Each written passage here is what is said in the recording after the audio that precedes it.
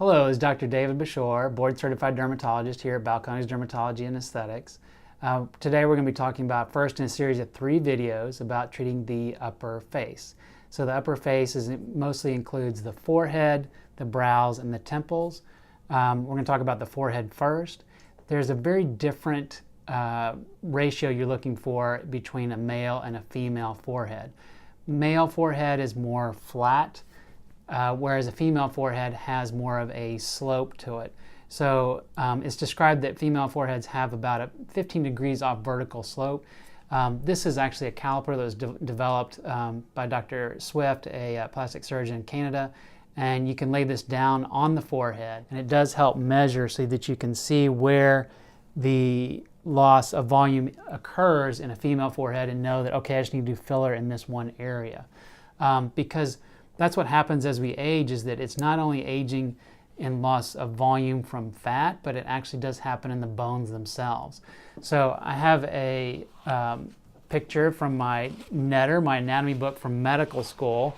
I highlighted some things I thought were important in medical school. But the colors are, you can ignore the colors. But what happens is, as we age, the bone does actually go in right here across the top, right in the middle of the forehead. And so that when you look at it, here's another picture from the side. When you look at it from the side, you'll see that people start to get like a little bit of a dent in right here at the in the middle part of the forehead. And that's one thing that can be, because there's a difference between Botox and filler. So people will start getting lines on their forehead, and it's not because the muscles got stronger on their forehead. The reason is that muscle that's pulling up, the frontalis muscle that's pulling up, doesn't have as much resistance anymore. And so because of that, it can pull farther, and it pulls and makes those lines start to stick around. So sometimes a combination approach works the best. We can do a little bit of Botox, but relaxing all the movement doesn't look natural, and we're not addressing everything that caused the wrinkles in the first place. So little bits of filler across the middle of the volume loss in the forehead can really help.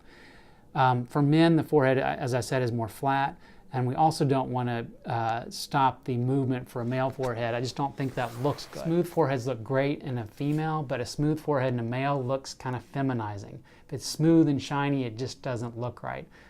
Guys, we want to show our muscles off anyway, so it's okay to have those muscles, but if we can do, sometimes it works better just to do a little bit of filler in those areas underneath the muscle, and what that can do is slow down the ability of that muscle to pull. And so you're still able to move and have normal movement, but you're not creating the lines as much. So that's it for foreheads. We'll talk about eyebrows next.